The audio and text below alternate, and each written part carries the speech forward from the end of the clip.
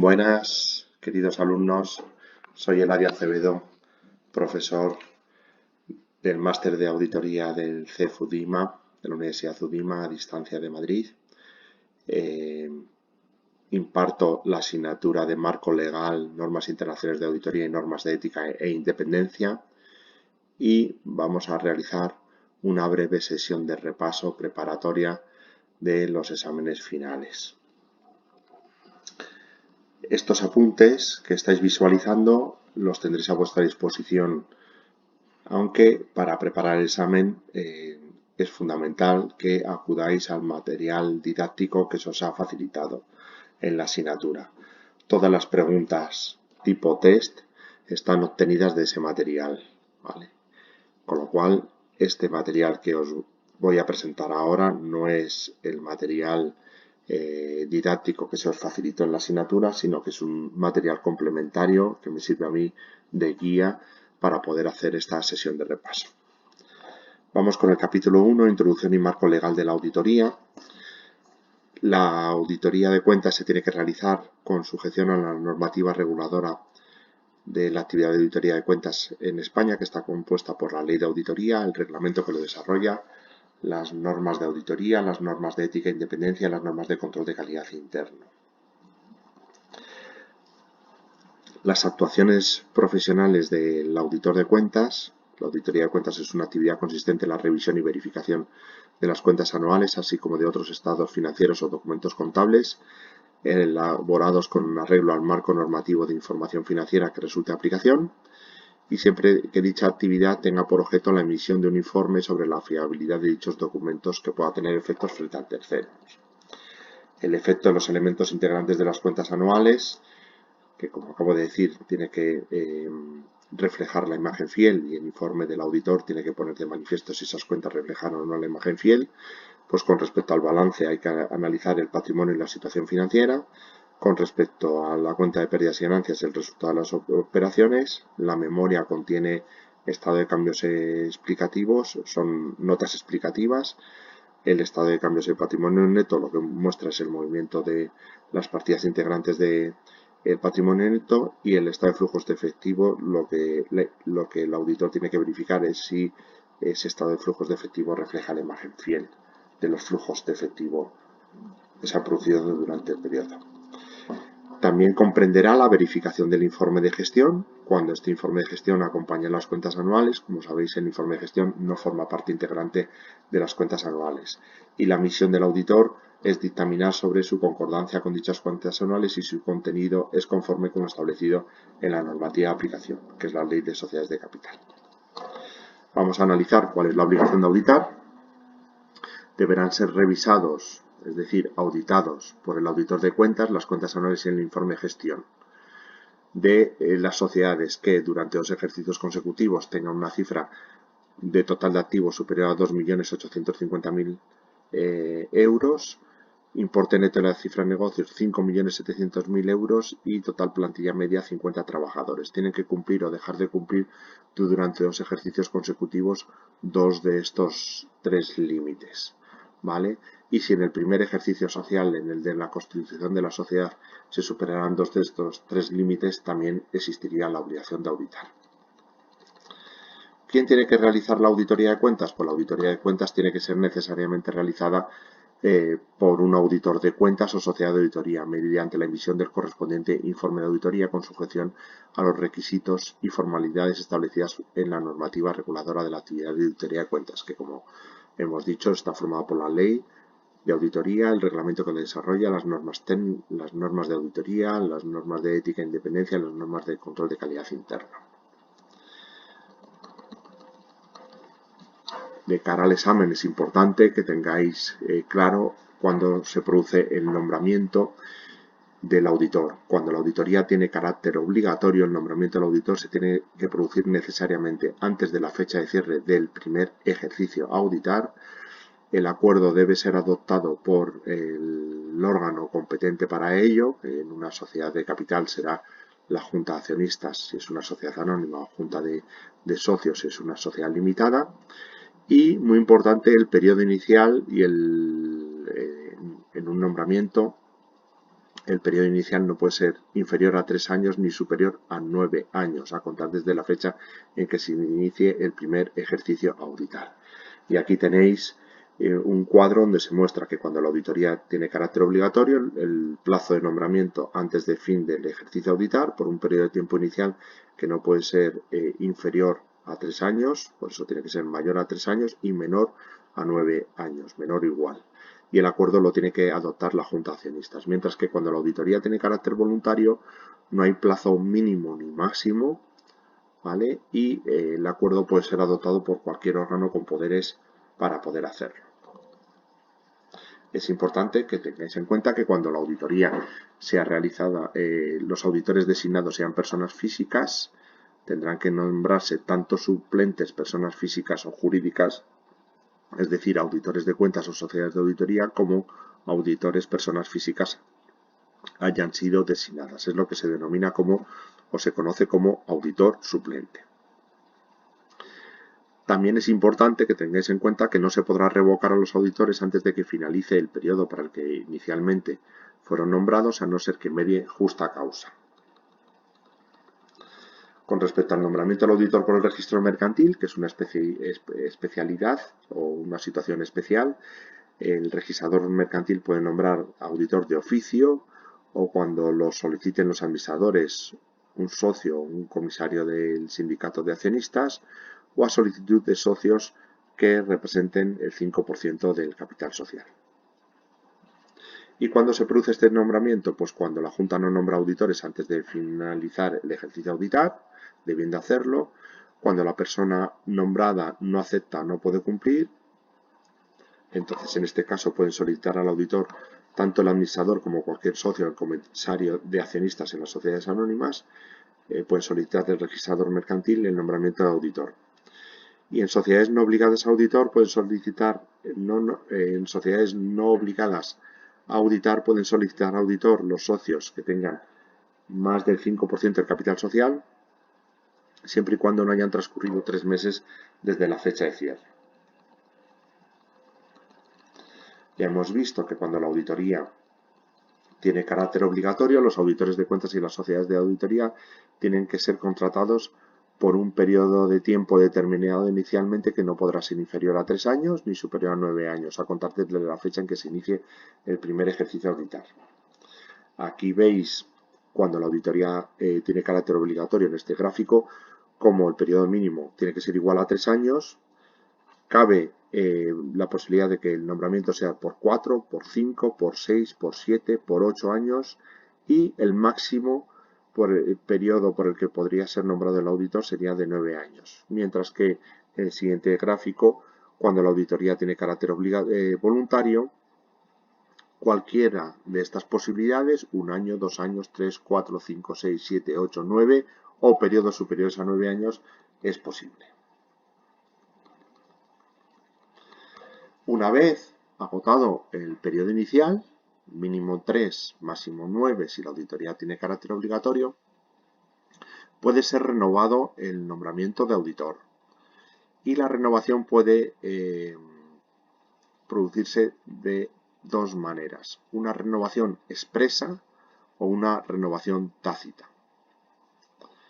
Los auditores de cuentas y las sociedades de auditoría pueden ser contratados para realizar la auditoría de cuentas por periodos máximos sucesivos de 3 años, una vez que haya finalizado el periodo de contratación inicial. ¿Vale? Esta sería la renovación expresa. Expresa significa que hay un acuerdo adoptado por el mismo órgano que nombró, sería la Junta de Accionistas, antes también de la fecha de cierre del primer ejercicio a renovar y por un periodo máximo de 3 años. Es decir, se puede renovar por 1, se puede renovar por 2 o se puede renovar por 3. ¿Vale? Aquí lo veis. 1 año sería el mínimo permitido, 2 años estaría permitido, 3 años sería el periodo máximo permitido y más de 3 años no estaría permitido en una renovación expresa.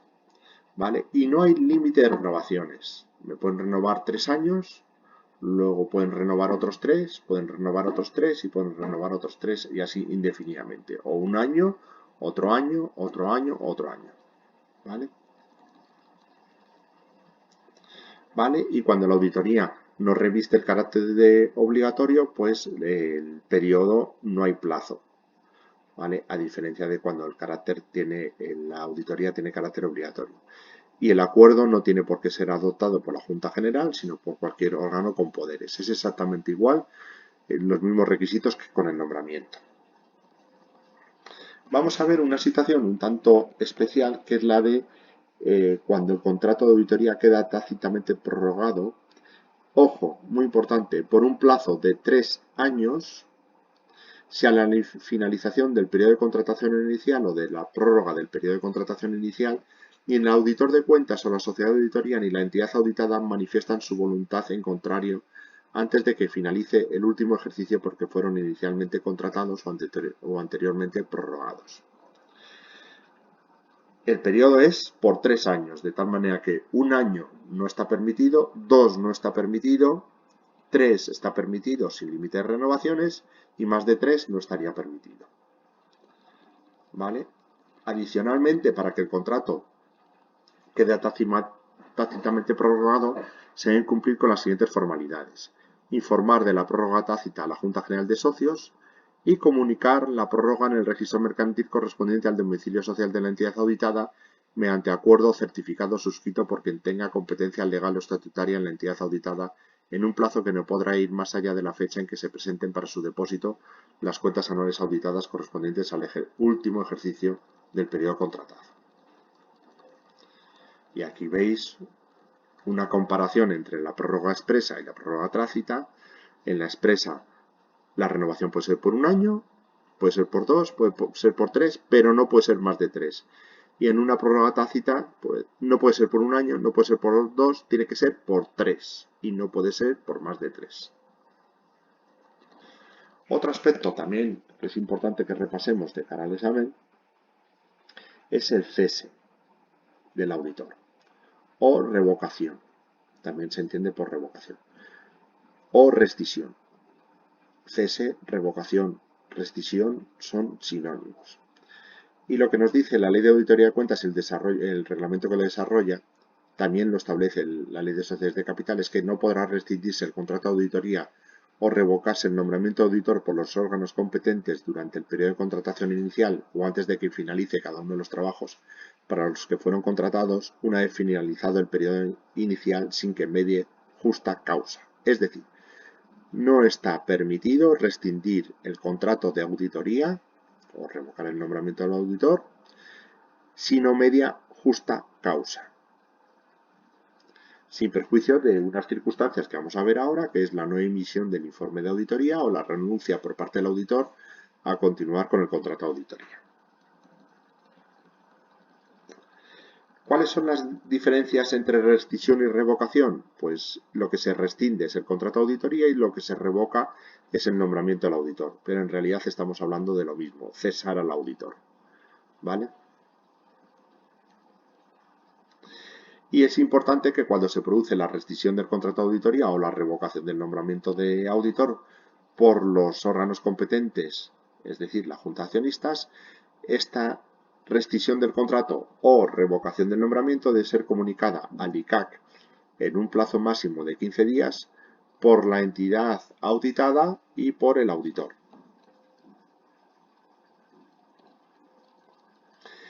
Y ahora es importante que tengamos claro que ni la ley, ni el reglamento, ni la ley de auditoría, ni el reglamento que lo desarrollan definen qué es lo que se entiende por justa causa para la rescisión del contrato de auditoría o la revocación del nombramiento del auditor.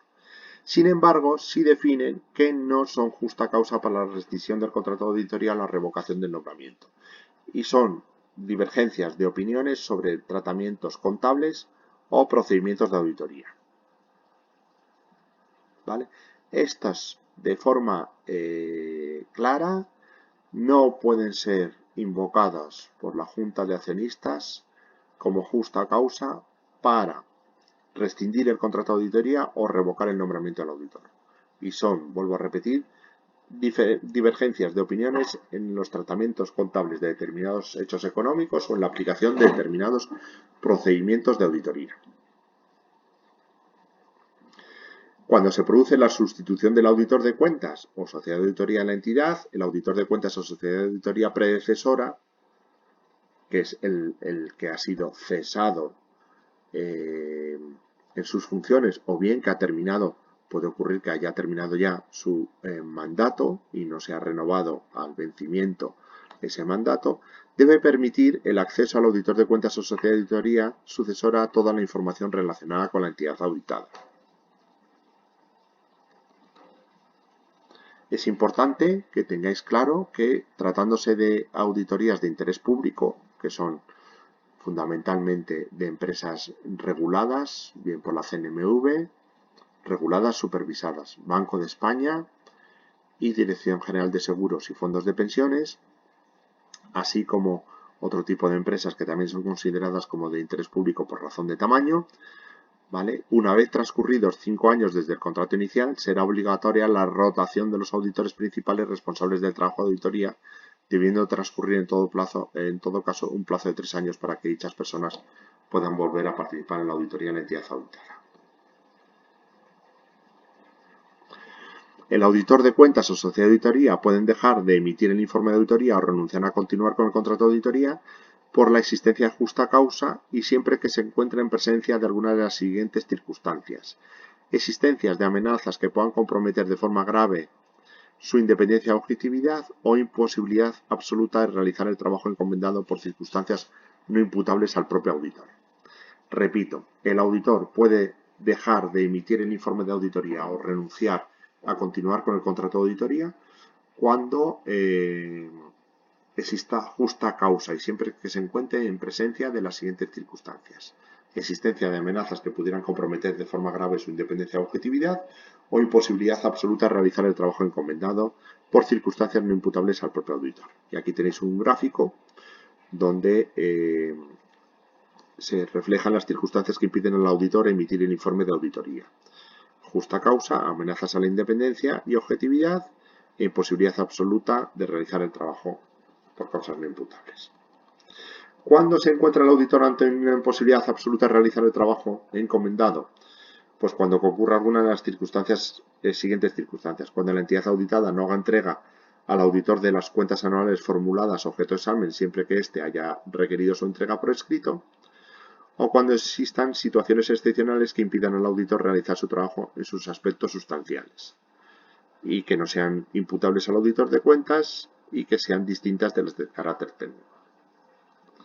Y este gráfico lo que nos muestra es la imposibilidad absoluta de realizar el trabajo encomendado, que es cuando la entidad auditada no entrega cuentas anuales pese a haber sido requerida para ello, o en situaciones excepcionales que impiden al auditor realizar su trabajo siempre que no sean imputables al auditor y de carácter no técnico.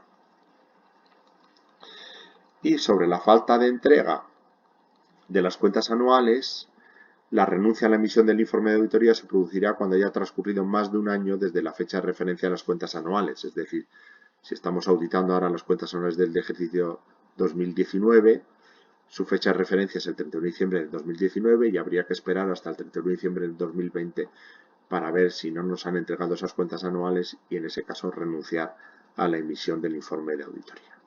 ¿Vale? Es importante también tener en cuenta que los auditores de cuentas y las sociedades de auditoría responderán por los daños y perjuicios que se deriven de sus obligaciones según las reglas generales del Código de Comercio. Un capítulo muy importante o un apartado muy importante de este capítulo es el de independencia. Los auditores de cuentas y las sociedades de auditoría sabéis que están obligados a prestar garantía financiera para responder de los daños y perjuicios que pudieran causar el ejercicio de su actividad. También es importante que recordéis que los auditores de cuentas y las sociedades de auditoría, así como toda persona en condiciones de influir directa o indirectamente en el resultado de la auditoría, deberán abstenerse de participar de cualquier manera en la gestión o toma de decisiones de la entidad auditada. Los auditores de cuentas y las sociedades de auditoría deberán establecer los procedimientos necesarios para detectar e identificar las amenazas a su independencia y evaluar las amenazas a su independencia. Las amenazas a la independencia podrán proceder de factores como la autorrevisión, el interés propio, la abogacía, familiaridad o confianza o intimidación. Y el incumplimiento del deber de independencia está tipificado como infracción muy grave, siempre que hubiese mediado dolo o negligencia especialmente grave e inexcusable, o infracción grave siempre que no hubiese mediado dolo o negligencia especialmente grave e inexcusable. Y a continuación se acompaña un gráfico sobre la forma de tipificar la infracción por incumplimiento del deber de independencia. ¿Vale? Muy grave cuando media dolo o negligencia especialmente grave e inexcusable, grave cuando no media este dolo. Incompatibilidades. Se considerará que el auditor de cuentas o la sociedad de auditoría no goza de la suficiente independencia en el ejercicio de sus funciones respecto de una empresa o entidad cuando concurra alguna de las siguientes circunstancias derivadas de situaciones personales, cualquiera que sea el vínculo que tengan con dicha entidad en el auditor de cuentas, la sociedad de auditoría o los auditores principales responsables de trabajo de auditoría. Y esas incompatibilidades se producen por la condición de miembro del órgano de administración, de directivo o de apoderado que tenga otorgado a su favor un poder general en la entidad auditada, el desempeño de puestos de empleo o de funciones de supervisión o control interno en la entidad auditada, cualquiera que sea el vínculo que tengan con la entidad auditada, pero, ojo, el desempeño de puestos de empleo o de supervisión en la entidad auditada ha de afectar o estar relacionada con la elaboración de información significativa, medida en términos de importancia relativa, contenida en los estados financieros o otros documentos contables de la entidad auditada. También sería incompatible ser responsable del área económico-financiera en la entidad auditada o tener interés significativo directo en la entidad auditada derivado de un contrato o de la propiedad de un bien o la titularidad de un derecho. Y se entiende que este interés es significativo en el supuesto de poseer instrumentos financieros cuando sean significativos para cualquiera de las partes, ya sea de la entidad auditada o de una entidad vinculada a esta. Sería incompatible realizar cualquier tipo de operación relacionada con instrumentos financieros emitidos, garantizados o respaldados de cualquier otra forma por la entidad auditada. Solicitar o aceptar obsequios o favores de la entidad auditada, salvo que su valor sea significativamente insignificante o intrascendente. Y se considera que el auditor de cuentas o la sociedad de auditoría no goza de la suficiente independencia en el ejercicio de sus funciones respecto a una empresa o entidad cuando concurra alguna de las siguientes circunstancias derivadas de los servicios prestados, ya sea en el auditor de cuentas, en la sociedad de auditoría o en los auditores principales responsables de trabajo de auditoría. Estos son los que se denominan, los que voy a relacionar a continuación, los servicios prohibidos, que son prestación a la entidad auditada de servicios de contabilidad o preparación de los registros contables o de los estados financieros, prestación a la entidad auditada de servicios de valoración, salvo que se cumplan los siguientes requisitos, que no tengan un efecto directo o tengan un efecto de poca importancia relativa por separado de forma agregada en los estados financieros auditados, que la estimación del efecto en los estados financieros auditados esté documentada de forma exhaustiva en los papeles de trabajo correspondientes al trabajo de auditoría. También está prohibida la prestación de servicios de auditoría interna a la entidad auditada, salvo que el órgano de gestión de la entidad auditada sea responsable del sistema global del control interno, de la determinación del alcance, riesgo y frecuencia de los procedimientos de auditoría interna y de la consideración y ejecución de los resultados y recomendaciones proporcionados por la auditoría interna. También está prohibida la prestación de servicios de abogacía simultáneamente para la entidad auditada, salvo que dichos servicios se presten por personas jurídicas distintas y con consejos de administración diferentes y sí que puedan referirse a la resolución de litigios sobre cuestiones que puedan tener una incidencia significativa medida en términos de importancia relativa en los estados financieros correspondientes al periodo o ejercicio auditado. Está prohibida también la prestación a la entidad auditada de servicios de diseño y puesta en práctica de procedimientos de control interno o de gestión de riesgos relacionados con la elaboración o control de la información financiera o del diseño o aplicación de los sistemas informáticos de información financiera, utilizados para generar los datos integrantes de los estados financieros de la entidad auditada, salvo que la entidad auditada asuma la responsabilidad del sistema global de control interno o el servicio se preste siguiendo las especificaciones establecidas por la entidad auditada, la cual debe asumir también la responsabilidad del diseño, ejecución evaluación y funcionamiento del sistema. Se considerará que el auditor de cuentas o la sociedad de auditoría no gozan de la suficiente independencia en el ejercicio de sus funciones respecto a una entidad auditada cuando concurran alguna causa de incompatibilidad en los familiares del auditor o en los auditores principales responsables del trabajo de auditoría. Y los citados vínculos pueden ser de matrimonio, cónyuge, consanguinidad hasta el primer grado, que serían padres e hijos, o afinidad hasta el primer grado, que serían suegros e hijos del cónyuge. Se establece también una consanguinidad colateral hasta el segundo grado. El primer grado serían padres e hijos, el segundo sería hermanos, y una afinidad hasta el segundo grado, que serían los cónyuges de aquellos con quienes los consanguíneos colaterales hasta el segundo grado mantengan vínculos, es decir, serían los cónyuges de los hermanos. O sea, el cónyuge por matrimonio, por consanguinidad de primer grado, padres e hijos, por consanguinidad de segundo grado, hermanos, por afinidad de primer grado, suegros e hijos del cónyuge, y por afinidad de segundo grado, cónyuges de los hermanos.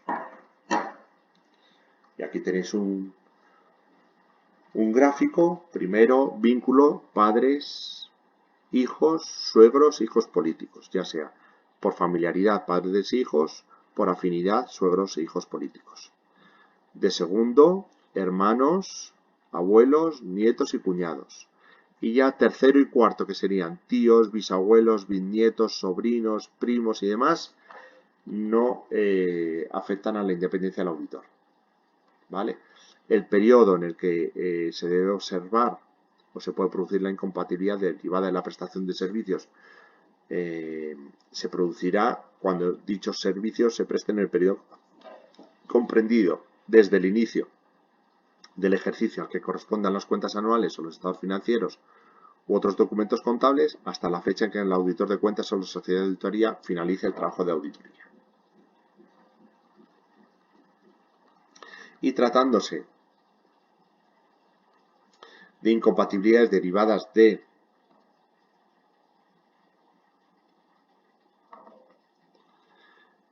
situaciones personales que se entenderá que existen cuando se produzcan en el periodo comprendido desde el inicio del primer año anterior al ejercicio al que correspondan las cuentas anuales, los estados financieros o otros documentos contables, hasta la fecha en que el auditor de cuentas o la sociedad de auditoría finalice el trabajo de auditoría.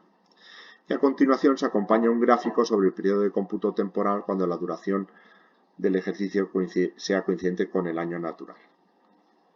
Inferior a un año estaría fuera, o sea, anterior a la fecha de inicio del ejercicio a auditar estaría fuera, desde la fecha de inicio del ejercicio a auditar hasta la finalización del trabajo estaría dentro y con posterioridad a la finalización del trabajo estaría fuera. ¿Vale? Bueno, estos apuntes, como os los voy a subir, veréis que aquí tenéis un breve resumen de los aspectos más importantes del capítulo de evidencia, importancia relativa y riesgo de auditoría, con algunos ejemplos. También tenéis un breve resumen del capítulo 4 del control interno de la entidad auditada, también con algunos ejemplos. Del capítulo 5 dedicado a planificación, contratación e inicio de una auditoría. Y del capítulo 6 dedicado a principales procedimientos y pruebas de auditoría. El examen consta de dos partes. Una primera parte de tipo test con 16 preguntas. Cada una de ellas tiene 4 respuestas y siempre tiene que haber alguna respuesta que sea válida. Y una segunda parte que consiste en el desarrollo de un caso práctico, para lo cual os recomiendo que os centréis sobre todo en el capítulo 2 para la resolución del mismo. Creo que estáis perfectamente capacitados todos para superar el examen. Estoy convencido de que así lo haréis, que superaréis con normalidad ese examen. Habéis trabajado muy bien las actividades de evaluación continua y todos vosotros habéis sacado unas notas excelentes y os agradezco enormemente el esfuerzo que habéis realizado y estoy muy orgulloso del mismo. Y solo desearos que concluyáis muy bien esta parte del máster, la del marco legal, NIAS y normas de éticas e independencia, y que tengáis muchísimo éxito en el examen. Hasta entonces me tenéis a vuestra disposición para resolver cualquier duda que os pueda surgir. Mucha suerte, mucho ánimo y a por ello.